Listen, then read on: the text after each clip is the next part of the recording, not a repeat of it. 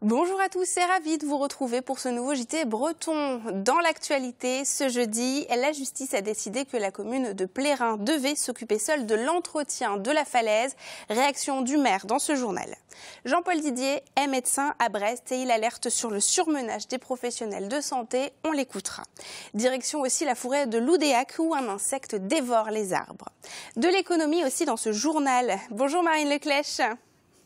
Bonjour Julie. Alors quels sont les titres de l'Actu Éco cette semaine ? Alors on va notamment parler du trafic des aéroports bretons. On voit ça dans un instant, Marine. Bienvenue à tous dans ce journal du jeudi 9 février 2017.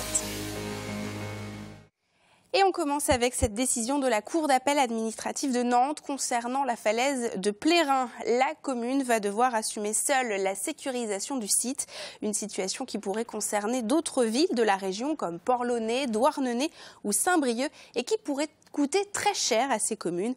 Mathilde Kemener a rencontré le maire de Plérin, on l'écoute. La falaise ne nous appartient pas, les éboulements n'ont pas eu lieu sur la voie publique, donc je ne vois pas pourquoi la ville serait redevable d'un entretien, d'une faute quelconque pour être obligé d'entretenir. Donc j'ai consulté un avocat pour voir si on saisit ou pas le Conseil d'État. Est-ce qu'on a une chance d'avoir gain de cause, ce que je pense. Et dans ce cas-là, la décision serait donc annulée. Cela étant, on va devoir quand même faire des travaux de confortement et de sécurisation, ce qui ne nous empêche pas après de nous retourner contre les propriétaires. Donc l'affaire n'est pas finie. Deux nouveaux chefs étoilés en Bretagne, ou plutôt dans le Morbihan. Anthony Géano à Auray pour le restaurant Terre et Mer et Baptiste Deniol à Guerre. Ce dernier est d'ailleurs le plus jeune chef de cette promotion, 26 ans tout juste. 3 restaurants bretons ont en revanche perdu leur étoile Michelin. Dans la nuit de dimanche à lundi, un infirmier s'est donné la mort à l'hôpital Georges Pompidou à Paris. Stress, harcèlement, surmenage. Les personnels de santé sont très exposés. À Brest, le docteur Didier a été touché par un drame. Aujourd'hui, il tire la sonnette d'alarme. Camille Pochet et Anna Guillerme. Un docteur se bat à Brest pour dénoncer le burn-out et les conditions de travail des médecins généralistes, notamment la surcharge administrative. La médecine, elle a évolué, et elle a évolué dans le négatif. Et c'est une espèce de pression constante qui est montée progressivement, qui a fait que moi, personnellement, j'ai pas été bien. J'avais mis ça dans la salle d'attente pour que les gens comprennent que les médecins ne vont pas bien, que les médecins se suicident, qu'il y en a à peu près 50 tous les ans en France. En 2015, après une lettre envoyée à la ministre de la Santé, il participe dans le Finistère au mouvement de grogne contre la loi santé de Marisol Touraine. Il y avait à ce moment-là la grève, une grève qui se mettait en place contre le tiers payant. Et on a manifesté le 13 novembre, les cabinets dans le Finistère étaient fermés à 90%, SOS Médecins nous rejoignaient. C'était une grève pour certains, dont pour moi en tout cas illimitée. Et le 13 au soir, on a eu Daesh et le Bataclan. Le mouvement de grève s'éteint. L'associé du médecin, lui, est au plus mal. Il n'en pouvait plus avec les papiers. Et puis voilà, au mois de mai, je l'ai senti pas bien, bizarre, pas comme d'habitude. Et puis voilà, il est arrivé ce qui est arrivé au mois de juin. Donc il s'est suicidé. 10 jours après son décès, j'ai réécrit à Marisol Touraine en lui disant, voilà Madame Touraine, votre loi santé est passée, mon associé est mort. Et la lettre a été transmise au directeur général de la santé. Voilà. C'est tout ce que j'ai eu comme réponse de notre ministre de la Santé. Après plus de 30 ans passés à soigner, il dévisse sa plaque au mois de mars. Son cabinet ne sera pas repris par des médecins mais par des kinésithérapeutes. Il n'a reçu aucune offre de jeunes professionnels. Martine Pinville, la secrétaire d'État en charge de l'économie sociale et solidaire, est en Ille-et-Vilaine ce jeudi. Ce vendredi, elle se rendra dans le Morbihan pour rencontrer notamment le groupement économique et solidaire Noé 56. Xavier Patrichon nous parle de leur projet Itinéraire B. Intégré depuis 1 an à la branche néo-mobilité du groupement économique et solidaire Néo 56, Itinéraire B, c'est le projet de Dany Branchet. Il s'agit d'une auto-école itinérante et solidaire. Je me reconnaissais plus dans l'auto-école classique puisque j'ai enseigné pendant 20 ans dans le classique.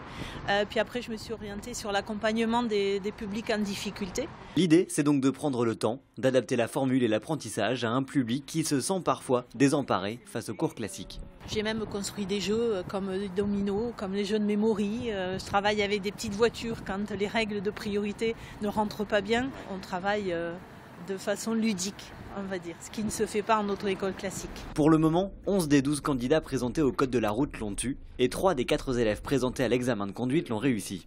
Et j'ai un 5e là, Kevin, qui est sur le point de se présenter aussi. Avec les difficultés de compréhension, de m'adapter vite, ça m'a permis de passer mon code et d'envisager mon permis au niveau financièrement aussi. La question de la mobilité est incontournable quand il s'agit de trouver du travail, surtout dans des zones rurales. Kevin vit à Questembert et Dany intervient autour de Vannes, au rythme de ses élèves. Donc ils payent 30 € par mois et ils font autant d'heures qu'ils ont besoin de faire. Voilà, si un élève est pris au bout de 20 heures, il passera au bout de 20 heures, ce qui est rare. S'il a besoin de 50, il en fera 50. Itinéraire B est actuellement à la recherche d'un second moniteur de conduite pour accueillir plus de candidats. Pour le moment, 4 sessions de formation par an sont proposées. Et on retrouve à présent Marine pour le duplex. Et Marine, on commence avec le chiffre du jour. Oui, 1 011 689, c'est le nombre de passagers accueillis par l'aéroport de Brest-Bretagne l'an dernier. C'est mieux qu'en 2015, grâce notamment au succès des lignes vers Lyon et Bastia. Et alors l'aéroport de Brest n'est pas le seul à progresser. Tout à fait. Rennes a atteint son plus haut niveau aussi avec 640 000 passagers, une belle progression de 18,8%. Quant à celui de Nantes, il dépasse les 4,7 millions de passagers, des chiffres qui ne manqueront pas d'alimenter le débat entre les pros et anti-Notre-Dame-des-Landes. Alors retour à Rennes où les commerçants vont mener une expérimentation. Alors 30 commerces vont être équipés d'un capteur afin de traquer les mouvements des consommateurs grâce aux fréquences Wi-Fi de leur smartphone. L'objectif c'est d'étudier leur comportement en ville, devant quel article ou quelle vitrine vont-ils s'arrêter, leur heure d'arrivée et leur heure de départ, ou bien encore le nombre de visites qu'ils font, etc. Est-ce que tout ça est bien légal ? Alors rassurez-vous, tout reste anonyme et donc c'est légal. Cette technologie a déjà été testée dans les centres commerciaux et est approuvée par la CNIL. Alors on termine avec ce projet à Tex dans le Morbihan. Une malterie bretonne devrait ouvrir ses portes d'ici l'été près de Vannes. L'objectif est de traiter l'orge bio breton pour le transformer en malt et le proposer ensuite aux brasseries bretonnes. Et est-ce que c'est la seule malterie qui existe en Bretagne ? Ah non, il en existe déjà une à Pleuc-sur-Lier dans les Côtes-d'Armor, mais l'activité y est limitée. Et résultat, les brasseurs se fournissent principalement en Belgique. Un autre projet porté par des plus gros brasseurs bretons est lui aussi dans les cartons. Reste désormais à savoir si l'orge breton sera en quantité suffisante, ce qui est moins sûr, Julie. Merci beaucoup Marine pour ces explications et on retrouve toutes les informations sur ces projets de malterie dans le télégramme de ce vendredi. Merci Marine. Les festivals d'été attirent des centaines de milliers de spectateurs. Problème, la revente des billets atteint parfois des tarifs exorbitants. La loi est pourtant claire, il est interdit de revendre au-dessus du prix indiqué sur le ticket. Les organisateurs du Bout du Monde à Crozon ont décidé d'ailleurs d'attaquer un site de revente. Frédéric Lorenz. Le Festival du Bout du Monde, c'est une trentaine de concerts en 3 jours qui attirent 60 000 festivaliers sur la presqu'île de Crozon. Et l'édition 2017 n'a pas encore eu lieu, qu'elle a déjà fait des déçus. Ça, c'est le courrier qu'on a reçu de la festivalière qui habite en Guadeloupe et qui viendra donc pour le festival. 147,22 €. Ça aurait dû lui coûter au total 73 €. Il est interdit de revendre, en tout cas, des billets à une valeur supérieure à la valeur faciale. En cause, ce site de revente de billets où l'on trouve des tarifs fantaisistes, une plateforme basée aux États-Unis qui a déjà été condamnée en 2011 pour la revente illégale de billets. Il y a des milliers de personnes qui sont à voir donc, sur le festival comme sur des centaines d'autres, voire des concerts ou des événements sportifs. Malgré tout, les gens continuent d'acheter à des tarifs pas possibles. Les organisateurs du festival ont décidé de faire un geste envers cette festivalière guadeloupéenne, mais également de déposer plainte contre le site Viagogo. Les billets de l'édition 2017 sont toujours disponibles dans le réseau traditionnel de vente. La programmation, elle, sera annoncée le 31 mars. Le dendroctone est un petit insecte mais qui fait des ravages. Venu d'Europe de l'Est, il a décimé en quelques mois une partie de la forêt de Loudéac, surtout les épicéas. Pour reboiser, quelques 23 500 arbres seront replantés cette année. Regardez le reportage de Mathilde Kemener. Ces deux ouvriers plantent 1000 arbres par jour dans le bois de Loudéac, et ce depuis 3 semaines à la demande de l'Office national des forêts, le gestionnaire du lieu. Depuis 5 ans, les arbres sont attaqués par un insecte ravageur, son péché mignon, l'épicéa. Ici, on est sur la plus grosse zone attaquée. Et donc, ici, on a déjà coupé à peu près 80-90 hectares de bois.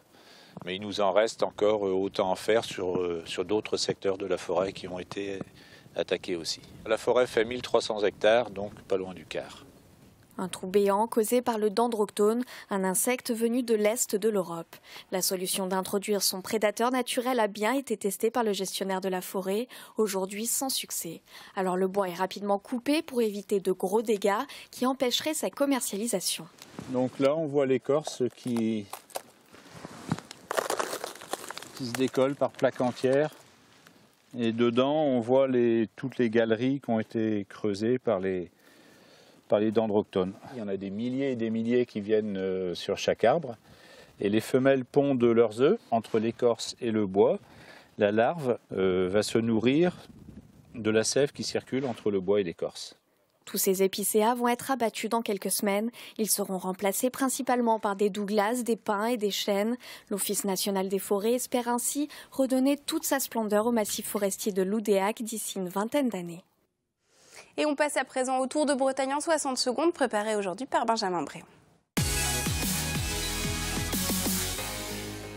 Ils ont été l'attraction depuis mercredi à Quiberon, un couple de dauphins d'environ 1,80 m qui a pris ses quartiers à Port-Alliguen. Ou alors ils étaient l'avant-garde de la mobilisation contre les travaux d'urbanisation du site, dénoncés par déjà quelques 900 signatures sur change.org. Vous aimez l'andouille? Vous voulez savoir comment on passe de ça à ça? Vous voulez vraiment le savoir? Alors allez voir la vidéo complète sur letelegram.fr et les autres qui ne voulaient pas vraiment le savoir, et vous pouvez nous dire merci. Et on termine en musique avec cette belle rencontre avec Régis, cadre brestois qui passait par là, mercredi au Capucin à Brest et qui s'est assis au piano. Bien mieux que n'importe quelle bande-son. Parce que si vous postez ça et j'ai plein de copains zikos, ils vont se foutre de moi. Mais non, aucune moquerie. Merci en tout cas de nous avoir suivis. On se retrouve demain à 19 h pour un nouveau point sur l'actualité régionale. Très bonne soirée.